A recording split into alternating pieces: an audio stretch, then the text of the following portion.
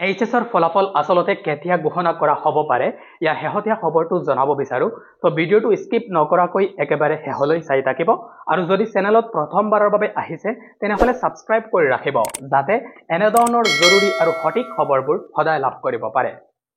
আপোনালোক সকলোৱে অৱগত যে মেট্ৰিকৰ পৰীক্ষাৰ ফলাফল 11 এপ্ৰিলত দিয়া হ'ব বুলি এই খবৰটো সকলোতকৈ আগতে এই চেনেলত আপডেট দিয়া হৈছিল আৰু প্ৰমাণ সহকাৰে মই আপোনালোকক আগদিনাই দেখুৱাইছিলো যে ফলাফল পিছদিনা অৰ্থাৎ 11 এপ্ৰিলত দিয়া হ'ব বুলি যাৰ ফলতে বহু ছাত্ৰ-ছাত্ৰীসকলে আগতীয়াকৈ মেট্ৰিকৰ ফলাফলৰ খবৰটো লাভ কৰিব পাৰিছিল আৰু মেট্ৰিকৰ ফলাফল ঘোষণা হোৱাৰ পাছতে বহু ছাত্ৰ-ছাত্ৰীসকলে কমেন্ট কৰিছিল যে এইচএছৰ ফলাফল কেতিয়া দিয়া হ'ব ইয়াৰ সঠিক তাৰিখ বা কনফাৰ্ম খবৰটো দিয়াৰ বাবে ইয়াৰ বাবে মই এই মানুহজনৰ হৈতে ফলাফল ঘোষণাৰ এপ্লিকেশনৰ যি মানুহ তেওঁৰ হৈতে কথা পাতিছিলো আৰু তেওঁ মোক জানিবলৈ দিছে যে এই মুহূৰ্তলৈকে এইচএছৰ ফলাফলৰ কোনো কনফাৰ্ম আপডেট তেওঁ লাভ কৰা নাই আৰু কনফাৰ্ম আপডেট তেওঁ যেতিয়া লাভ কৰিব মোক শেয়াৰ কৰিব আৰু মই আপোনালোকক এটা ভিডিঅ'ৰ যোগেদি কনফাৰ্ম খবৰটো শেয়াৰ কৰি দিম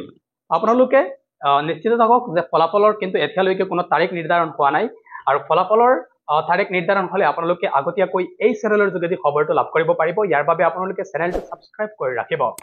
তো এই মুহূৰ্তলৈকে যেটো শেহতীয়া খবৰ এইটো হৈছে যে এইচএছৰ উত্তৰবহী মূল্যায়ন প্ৰক্ৰিয়া প্ৰায় সম্পন্ন হৈছে আৰু অতি শীঘ্ৰেই বোৰ্ডে ফলাফল ঘোষণা কৰিব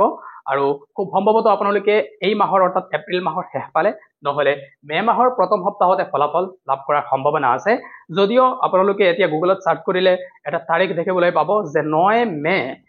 দিনৰ 9 বজাতে ফলাফল দিয়া হ'ব বুলি এটা আপডেট আপোনালোকে হয়তো দেখিবলৈ পাইছিলে এই যেটো খবৰ এইটো কিন্তু সম্পূৰ্ণৰূপে সঠিক নহয় এইটো আসলতে যোৱা বছৰৰ ফলাফলৰ তাৰিখ আছিল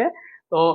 এনে ধৰণৰ কোনো কনফাৰ্ম আসলতে তাৰিখ নিৰ্ধাৰণ কৰা হোৱা নাই তো 9 মে যে ফলাফল দিয়া হ'ব এইটো কিন্তু একেবাৰে কনফাৰ্ম নহয় ফলাফলৰ যেতিয়া মই কনফাৰ্ম আপডেটটো লাভ কৰিম বা কনফাৰ্ম তাৰিখটো লাভ কৰিম আপোনালোকক শেয়াৰ কৰি দিম তো আপোনালোকে এই ভিডিঅ'টো সকলোলৈ শেয়াৰ কৰি দিব যে এই মুহূৰ্তলৈকে ফলাফলৰ কোনো নিৰ্দিষ্ট তাৰিখ ঠিক হোৱা নাই অকল ফলাফলৰ উত্তৰবহী মূল্যায়ন প্ৰক্ৰিয়া সম্পন্ন হৈছে আৰু ফলাফল হয়তো এই মাহৰ শেষ ভাগত নহলে মে মাহৰ প্ৰথম সপ্তাহতে ঘোষণা হোৱাৰ পূৰ্ণ সম্ভাৱনা আছে